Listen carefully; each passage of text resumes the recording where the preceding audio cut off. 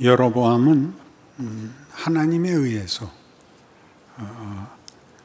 통일 왕국이었던 12지파의 이스라엘 중에 10지파를 다스리고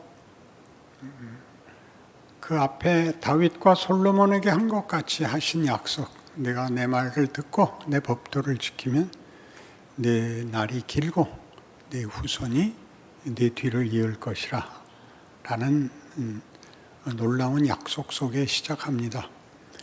우리는 그가 잘못 간 악한 왕이었다는 걸 알고 있으니까 쉽게 생각을 하지만, 생각해 보면 솔로몬의 통치가 얼마나 하나님께 불만스러웠던지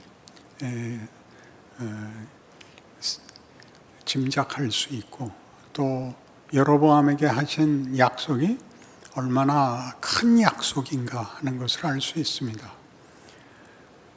그러나 여로보암은 이 큰 약속을 지키는 데 실패합니다. 오늘 본문에서 보는 바와 같이 이제 성전이 예루살렘에 있고 거기는 유다 지파 땅이고, 백성들은 다, 이스라엘이라는 나라와 백성들은 다 여호와 하나님을 섬기는 자이며, 그 개인이나 사회나 국가의 정체성이 하나님과 밀접하게 연결되어 있기 때문에 그 백성들이 성전을 절기마다 가게 되면 이 백성들의 마음이 그 원래의 정통성 속에 있는 솔로몬의 아들 르호보암에게 돌아갈 것을 걱정하여 금송아지를 세우고 절기를 정하고 제사장을 세웁니다. 그 일들은 다 전에 출애굽기나 레위기에서 있었던 하나님의 지시를 따라서 세운 법도나 절기나 자격과 무관한 여로보암의 일방적인 뜻이었고 정함이었습니다. 우리는 쉽게 여로보암은 우상을 섬기고 하나님을 배반했기 때문에 망했다, 그는 그래서 악한 왕이다 라고 쉽게 생각하는데, 이 금송아지를 세우고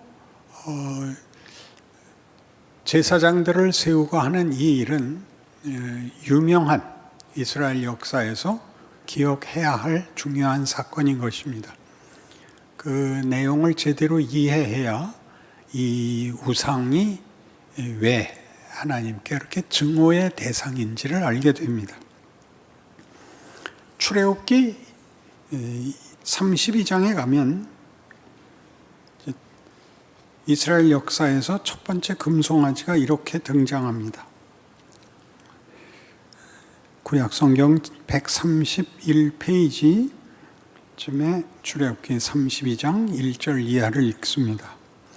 백성이 모세가 산에서 내려오미 더딤을 보고 모여 백성이 아론에게 이르러 말하되, 일어나라, 우리를 위하여 우리를 인도할 신을 만들라. 이 모세 곧 우리를 애굽 땅에서 인도하여 낸 사람은 어찌 되었는지 알지 못함이니라.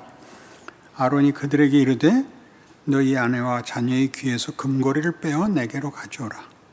모든 백성이 그 귀에서 금고리를 빼어 아론에게 가져가매 아론이 그들의 손에서 금고리를 받아 부어서 조각칼로 새겨 송아지 형상을 만드니, 그들이 말하되, 이스라엘아, 이는 너희를 애굽 땅에서 인도하여 낸 너희의 신이로다 하는지라. 아론이 보고 그 앞에 제단을 쌓고 이 아론이 공포하여 이르되, 내일은 여호와의 절일이니라 하니, 이튿날에 그들이 일찍 일어나 번제를 드리며 화목제를 드리고 백성이 앉아서 먹고 마시며 일어나서 뛰놀더라. 이 사건은 분명히 여러분들도 아는 대로 우상을 섬긴 일인데, 놀랍게도 그 이름은 여호와입니다. 하나님입니다. 내일은 여호와의 절일이다. 그러니 여호와께 드려야 할 제사를 내일 드려야 한다. 그렇게 송아지, 금송아지 앞에 이스라엘이 알고 있는 제사를 지내게 되는 것입니다. 그 앞에는 그냥 이는 너희를 애굽에서 인도하여 낸 신이라 이렇게 나왔지만 그 뒤에를 보면 그들이 그 신을 우리가 아는 여호와 하나님으로 인정했던 것을 알게 됩니다. 그래서 그들은 기뻐하며 뛰놀았습니다. 그들이 금송아지를 만들고 기뻐하며 뛰놀기 직전에 이 금송아지를 만들어야 됐던 이유는 이스라엘 백성이 시내산에 도착하고 그들의 갈 길을 알지 못하던 모르는 광야에 와 있거든요. 거기서 당황하고 불안해 있었던 것입니다. 왜냐하면 하나님께서 모세를 산으로 불러 이제 율법을 주시느라고 모세를 불러갔는데 40일이 되도록 모세는 안 내려오고 하나님이 시내산에 강림하셨을 때 그 큰 두려움이 임했습니다. 흑암이 가득하고 우레와 병력 속에 하나님이 임해서 너무 두려워서 백성들이 말하기를 하나님 우리한테 직접 말하지 못하시게 모세야 네가 올라가서 말씀을 받아와라 이렇게 백성들이 겁을 냈습니다. 그래서 모세가 백성들을 떠나 하나님께 올라가 있는 동안에 이제 불안해졌죠. 매일 모세가 명하고 하나님의 임재가 그 구름 기둥과 불 기둥으로 매일 임재가 있었는데 모세가 없고 나니까 불안하고 걱정이 될 때 물어볼 사람도 없고 하나님은 두렵고 그래서 그들은 자신들의 불안을 해소하고 확신을 가지고 싶은 하나님을 배반한 것이 아니라 하나님을 확신할 수 있게 그 보호와 그 약속을 확신할 어떤 형상을 갖고 싶었던 것입니다. 그것이 금송아지입니다. 그래서 그들은 매우 기뻐하고 뛰놀게 됩니다. 근데 그 문제를 25절에 가면 모세가 본즉 백성이 방자하다. 이는 아론이 그들을 방자하게 하여 원수에게 조롱거리가 되게 하였다. 이렇게 나옵니다. 여기서 방자하다는 것은 우리 보통 말하는 윤리적 차원에서나 혹은 도덕성에서 이렇게 교만하고 거만하고 라는 의미를 가집니다. 교만하고 거만하고가 여기 나오는 방자함은 이제 자기들이 자신감을 갖게 됐다는 뜻입니다. 신적 보호와 운명과 현실에 대한 어떤 보장을 금송아지를 만들므로써 확신하게 되었다. 그런 뜻입니다. 그러니 이 일은 굉장히 복잡해지죠. 하나님이냐 금송아지냐가 아니라 금송아지를 만든 것은 두려우신 하나님, 알 수 없는 우리의 현실을 확신하고 싶은 것이 그들을 어디로 내몬 것이 되죠. 본인들의 기대와 필요를 만족시켜주는 어떤 형상, 어떤 장치가 필요했고 거기에 넘어간 것입니다. 그것을 사무엘상 15장에서는 조금 더 자세하게 이렇게 얘기합니다. 사무엘상 15장을 찾읍시다. 사무엘상 15장 17절 초대왕 이스라엘의 첫 번째 왕 사울이 왕이 된 후에 하나님의 명령이 내려서 아말렉을 진멸하라는 명령을 받았는데 이제 그 탈취물을 남겨와서 하나님께 꾸중을 받는 때입니다. 17절 사무엘이 이르되 왕이 스스로 작게 여길 그때 이스라엘 지파의 머리가 되지 아니하셨나이까. 여호와께서 왕에게 기름을 부어 이스라엘 왕을 삼으시고 또 여호와께서 왕을 길로 보내시며 이르시기를 가서 죄인 아말렉 사람을 진멸하되 다 없어지기까지 치라 하셨거늘 어찌하여 왕이 여호와의 목소리를 청정하지 아니하고 탈취하기에만 급하여 여호와께서 악하게 여기시는 일을 행하였나이까? 사울이 사무엘에게 이르되 나는 실로 여호와의 목소리를 청정하여 여호와께서 보내신 길로 가서 아말렉 왕 아각을 끌어왔고 아말렉 사람들을 진멸하였으나 다만 백성이 그 마땅히 멸할 것 중에서 가장 좋은 것으로 길갈에서 당신이 하나님 여호와께 제사하려고 양과 소를 끌어왔나이다 하는지라. 사무엘이 이르되 여호와께서 번제와 다른 제사를 그의 목소리를 청정하는 것을 좋아하심같이 좋아하시겠나이까? 순종이 제사보다 낫고 듣는 것이 수량의 기름보다 나으니 이는 거역하는 것은 점치는 죄와 같고 완고한 것은 사신 우상에게 절하는 죄와 같음이라. 왕이 여호와의 말씀을 버렸으므로 여호와께서도 왕을 버려 왕이 되지 못하게 하셨나이다. 이렇게 됩니다. 그러니까 지금 문제는 금송아지를 지었다는 것은 말씀하시는 하나님에서 내가 주무르는 신으로 바뀌는 것입니다. 그러니까 하나님의 말씀을 순종해야 한다는 것은 얼마나 잘 따랐느냐의 문제보다 훨씬 근본적으로 하나님만이 하나님이고 나는 그의 백성이다라는 이 관계와 지위, 이 신분을 지키고 있어야 됩니다.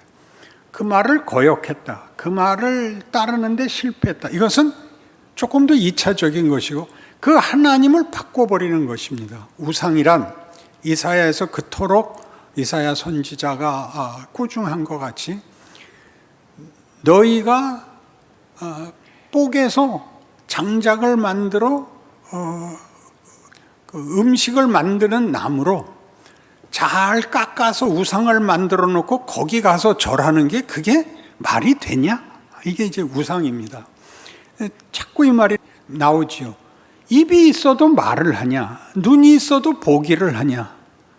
다리가 있은들 걷기를 하냐? 하나님이 자꾸 놀리시는 겁니다. 말을 못하죠. 그러니까 내가 만들었죠. 나 좋은 대로 사용하는 거죠. 내 마음에 들게 사용하는 것이죠. 그러니까 이 금송아지는 우리 예수 믿는 사람들이 구약을 읽을 때마다 그 오해하는 게 아니 이스라엘 사람들은 바보야? 어떻게 금송아지를 섬겨? 이 하나님을 놔두고 이렇게 간단한 게 아니라 하나님의 명령을 받들기에 실력이 안 되는 것입니다. 그것은 신약 시대에는 이것이 자연스럽게 이루어지는 것이 아니라 신약 시대에도 동일하게 이것은 이스라엘 역사에서 나타난 것이 우리의 개인 각 신자의 생애에서 나타납니다. 우리도 하나님의 말씀을 어떤 건 듣고 싶고 어떤 건 듣기 싫습니다. 듣기 싫으면 이렇게 핑계를 대죠. 어디다 묶어서 다른 데로 여기서 꾸중하는 건 사울에게 그랬죠. 불순종은 점치는 것 같고 완고한 것은 우상에게 절하는 것과 같다. 굉장히 점을 친다는 게 뭐죠? 점은 뭘 치죠? 여러분들이 불확실한 것을 확실히 하기 위해서 점을 치는데 어떻게 점을 쳐요? 지가 하고 싶은 거 말해주는 점쟁이한테까지 찾아가잖아요. 반대하면 다른 데 가고 다른 데 가고 다른 데 가서 결국 지가 원하는 답을 얻을 때까지. 정 없으면 아이 점쟁이들이 뭘 알겠어? 이러면 그만이잖아요. 그렇게 이게 우리 신앙생활이라는 것이 좀 더 깊이 우리 기독교 신앙생활 하나님을 섬긴다는 것이 우리의 본성에는 그렇게 만만하게 길들여지는 것이 아닌 것입니다. 그러니까 로마서 7장에서 내 마음에 두 마음이 있다. 하나는 하나님의 뜻을 따르려 하고 하나는 죄가 움켜쥐고 있는데 언제나 죄가 이긴다. 오라 나는 곤고한 사람이로다. 이 사망의 몸에서 누가 나를 건져내랴. 이 탄식이 나오고 8장 1절에 와서 그러므로 그리스도 예수 안에 있는 자에게는 결코 정죄함이 없나니 이는 생명의 성령의 법이 죄와 사망의 법에서 너희를 해방하였음이라가 나옵니다. 그러니까 이 둘이 다 필요 없는 거 아니에요. 8장 1절이 앞에 있고 7장 25절은 없는 게 다 없어야 되는 거 아니에요. 그런데 신앙 현실 속에서 누구나 이 갈등이 있습니다. 그런데 교회가 지금 이 우상에서 얘기하는 것 같이 우상을 만들면 어떻게 된다고요? 자기 좋게 쓴다고요. 말씀하시는 하나님이 없어짐으로써 하나님과 우리 사이에 교제와 관계와 씨름이 없어지거든요. 그니 쉽죠. 어떻게 보면 그 순교 시대에는 기독교 역사의 서구의 초대교회에서도 그랬고 우리나라 역사에도 순교가 신앙의 정점을 찍곤 했습니다.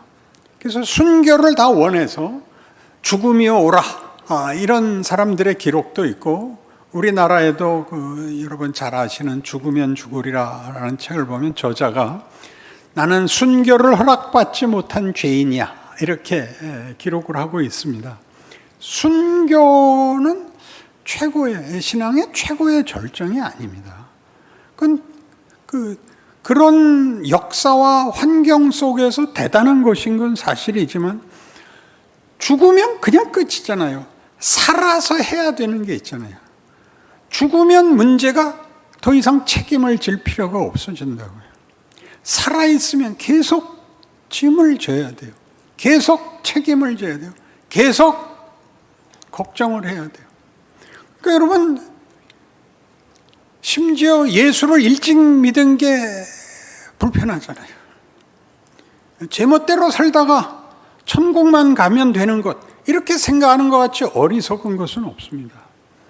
여러분 자녀들이 학교를 보냈더니 하라는 공부는 안 하고 자꾸 딴짓을 해서 너 이렇게 공부를 안 하냐 그러면 아니 돈만 많이 벌면 될 거 아니에요. 이렇게 답하면 죽여버릴 거예요? 살려놓을 거예요? 그렇게는 안 기릅니다. 그렇죠? 돈만 많이 벌면 그거는 우리 다 거부합니다. 훌륭해져야죠. 당연히 그렇습니다. 한 인생이라는 건 죽어버리면 그만이 아닌 살아야 되는, 살아내야 되는, 살기 위해서 몸부림쳐야 되는 하나님이 우리와 씨름하는, 그러니까 구약의 이스라엘의 멸망은 출애굽에서 하나님이 10가지 재앙과 홍해를 가르고 반석에서 물을 내며 만나와 메추라기와 구름기둥과 불기둥 같은 것과 달라져요. 하나님의 역사가. 그건 선지자예요. 선지자는 와서 계속 말을 하는 거예요. 말을. 나라를 살려내고 무슨 구원자를 세우고 하는 그 앞에 역사와는 이제 한 걸음 더 간 걸 하는 거예요. 가르치는 거죠. 가르치는 거예요. 한 사람의 생애라는 것은 낳아야 되죠. 출생이 있고 누가 길러야 됩니다. 그리고 가르쳐야 됩니다. 그리고 그게 자기 것이 돼야 됩니다. 그런 과정을 구약이 이렇게 잘 설명하고 있습니다. 그런데 이런 지금 사울 왕이 될 때는 아무 조건을 묻지 않았다고 얘기해요. 당신이 작은 자였을 때 하나님이 왕의 자리를 줬는데 왕이 되자 왜 이렇게 딴짓을 합니까? 이렇게 꾸짖잖아요. 그러니 오늘날 우리 신약 신자들도 생각해 보면 여러분들이 무슨 권력을 갖거나 지위를 갖거나 명성을 갖거나 하는 것들로 핑계댈 수 없다고요. 순종이 있어야 되는데 순종이 어렵다는 얘기를 하는 거죠. 사울은 더 잘못 가요. 어떻게 가나 봅시다. 24절 사울이 사무엘에게 이르되 내가 범죄하였나이다. 내가 여호와의 명령과 당신의 말씀을 어긴 것은 내가 백성을 두려워하여 그들의 말을 청종하였음이니이다. 청하오니 지금 내 죄를 사하고 나와 함께 돌아가서 나로 하여금 여호와께 경배하게 하소서 하니 사무엘이 사울에게 이르되 나는 왕과 함께 돌아가지 아니하리니 이는 왕이 여호와의 말씀을 버렸으므로 여호와께서 왕을 버려 이스라엘 왕이 되지 못하게 하셨음이니이다 하고 사무엘이 가려고 돌아설 때 사울이 그의 겉옷자락을 붙잡으며 찢어진지라. 사무엘이 그에게 이르되 여호와께서 오늘 이스라엘 나라를 왕에게서 떼어 왕보다 나은 왕의 이웃에게 주셨나이다. 이스라엘의 지존자는 거짓이나 변개함이 없으시니 그는 사람이 아니심으로 결코 변개하지 않으심이다 하니 사울이 이르되 내가 범죄하였을지라도 이제 청하옵나니 내 백성의 장로들 앞과 이스라엘 앞에서 나를 높이사 나와 함께 돌아가서 내가 당신의 하나님 여호와께 경배하게 하소서 하더라. 이에 사무엘이 돌이켜 사울을 따라가매 사울이 여호와께 경배하니라. 이거 뭐 읽자마자 말이 안 되는 얘기인 거 아시겠죠? 사울이 뭐라 그런다고요? 하나님이 나를 패했고 내가 왕자리에서 물러날지언정 지금은 가서 백성들 앞에서 내 왕권과 내 지위를 확인시켜 주라. 그렇게 얘기합니다. 그래서 사무엘이 돌이켜 가는 걸 잡아서 어떻게 됐다고? 옷이 찢어졌다고요. 아마 둘이 몸싸움이라도 했나 보죠. 이렇게 무너집니다. 하나님의 말씀을 순종하느냐 마느냐 하는 것이 이렇게 쉽게 지금 사울에게는 종교 행위가 그의 지위의 근거가 되는 것 같이 가장함으로써 자기의 지위를 지키고 있는, 그러니까 우리 모두에게 일어나는, 하나님의 말씀을 순종하는 것이 얼마나 어렵고 하나님을 믿는다는 말이 어떻게 거짓말이 될 수 있는지를 잘 보여주고 있는 셈입니다. 그래서 이 문제는 이제 더 심각하게 민수기에 가면 아주 심각한 역사로 기록되어 있습니다. 민수기 14장입니다. 민수기 13장은 이제 가나안 앞에 이르러서 12 정탐꾼을 보내고 이제 그들의 보고를 받았는데 백성들이 다 그 보고에 경악합니다. 그 거민들은 다 거인 같고 우리는 그 앞에서 메뚜기 같더라. 들어가면 다 전멸을 면치 못할 거다. 그러자 이렇게 됩니다. 14장 1절. 온 회중이 소리를 높여 부르짖으며 백성이 밤새도록 통곡하였더라. 이스라엘 자손이 다 모세와 아론을 원망하며 온 회중이 그들에게 이르되 우리가 애굽 땅에서 죽었거나 이 광야에서 죽었으면 좋았을 것을 어찌 여호와가 우리를 그 땅으로 인도하여 칼에 쓰러지게 하려 하는가?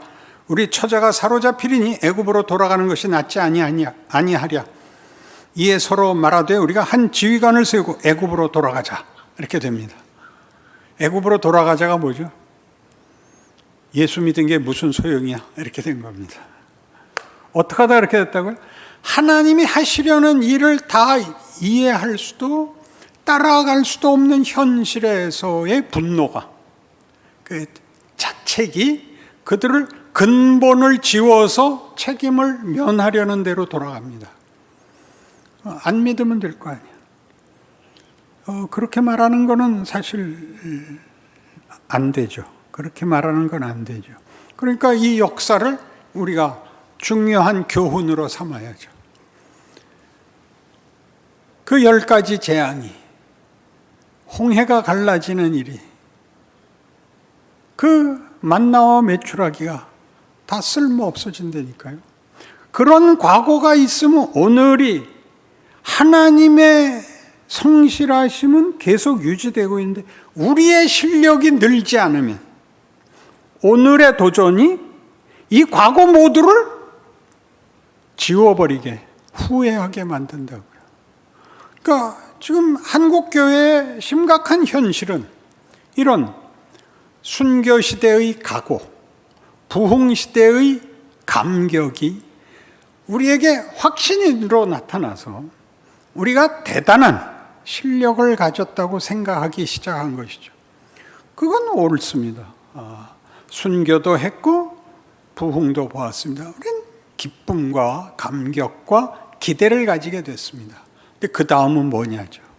그 다음은 커야 됩니다. 이 크는 것은 어떤 사건이거나 업적과 다른 것입니다. 커나가는 문제가 이 확신, 오늘 죽어도 천국 갈 것을 확신해? 이 한마디에 다 몰아넣고 그 다음에 살아야 되는, 예수 믿는 것이 권력이 되지 않고, 예수 믿는 것이 어떤 면제권이 되지 않고, 예수 믿는 것이 가만히 있어도 되지 않는 현실의 도전과 위기 앞에서 어쩔 줄을 모르게 만들어버린 것입니다. 코로나도 그렇습니다. 성경엔 바벨론 포로가 나옵니다. 바벨론에게 나라가 멸망당하게 될 때 예레미야 선지자가 나타나서 그 일에 대한 그 하나님의 뜻은 이겁니다. 곱게 잡혀가라. 곱게 잡혀가서 벌받아라. 너희가 돌아오게 하겠다. 지금 코로나가 없어지게 해주십시오는 교회가 할 기도가 아닙니다. 여러분들이 이 상황에서 자신의 신앙이 무슨 조건, 무슨 근거 위에서 어떤 현실을 마주하고 있는가를 봐야 되는 겁니다. 이런 때는 어떻게 해야 되는가? 그렇죠? 어떻게 해야 되는가? 여기서의 최선, 여기서 우리가 할 수 있는 일은 무엇인가에 와야지. 세상이 교회를 코로나 때 더 많이 공격을 하고 그러는 것은 뭐 그렇게 놀랄 일이 아닙니다. 그들은 희생양을 요구하고 있을 뿐입니다. 우리는 희생양이 필요 없습니다. 우리는 이 모든 것을 하나님의 성실하심으로 알고 있습니다. 하나님이 다윗에게 이렇게 말씀하셨어요. 다윗이 회개하고 통회하고 그 마음이 시원치 않습니다. 자기 죄가 너무 커서. 그러자 하나님이 이렇게 답하시죠. 내가 원하는 제사는 상한 심령이다. 나는 네가 나한테 뭐 갖다 바치라고 그러는, 네가 나한테 뭘 필요를 채우라고 그러는 하나님이 아니다. 내가 원하는 건 상한 심령이다. 상한 심령이 뭐예요? 회개하는 마음. 회개는 왜 하는데요? 실패하잖아요. 신앙생활을 실패하잖아요. 그 상한 심령이 있어야 돼요. 그래서 다윗의 위대함은 뭐냐? 그의 모든 생애가 언제나 하나님 앞에 있다는 거예요. 나중에 다윗의 길, 여로보암의 길, 이렇게 평을 뚝 잘라서 둘로 나누죠. 그 다윗의 길입니다. 우리 모두가 동일한 거예요. 하나님이 원하시는 제사는 상한 심령이라. 상한 심령이 없어졌잖아요. 아무래도 괜찮은 심령이 됐잖아요. 뭐가 이렇게 만들었냐고요? 부흥이 그렇게 만들었습니다. 부흥에서 너무 많은 만족을 봐서 거기에서 떠날 수가 없습니다. 여기를 지나가지를 못하고 부흥으로 되돌아가자고만 그러지 부흥을 넘어서 가지를 못하고 있습니다. 성경은 이렇게 얘기하죠. 로마서 14장 7절에 하나님의 나라는 먹는 것과 마시는 일이 아니요 오직 성령 안에서 의와 평강과 희락이니라. 이게 무슨 말이에요? 너희들이 어디에 묶여있나 봐라 이거예요. 너희의 위기, 너희의 두려움은 뭔가? 세상입니다. 세상은 경쟁해야 된다. 이겨야 된다. 지면 안 된다. 여기에 묶여 있습니다. 하나님은 그런 분이 아닙니다. 월터 브루그만의 안식일은 저항이다. 그런 책이 있습니다. 매우 놀라운 책이죠. 안식일을 주었다는 것은 아담의 범죄로 인하여 하나님이 주었던 이 저주, 너희는 흙으로 지음을 받았으니 흙으로 돌아가고 너희 이마에 땀이 흘러야 소산을 먹으리라 가 끝이 아니라는 거죠. 쉬어라. 너희가 노력하지 않아도 내가 먹을 걸 주고 너희를 쉬게 한다. 약속이 안식일 계명이며, 쉴 수 있게 해준다면, 우리의 소산으로 우리의 노력으로 우리를 지키지 않아도 되는 날이 있다면 우리에게 영생이 있고 궁극적인 구원이 있다라는 선언이 이미 십계명에 나와 있다는 것입니다. 어떻습니까? 오늘날 여러분을 두렵게 하는 것은 물론 세상이 보이는 적으로 시험꾼으로 나와 있지만 여러분 자신의 신앙 문제입니다.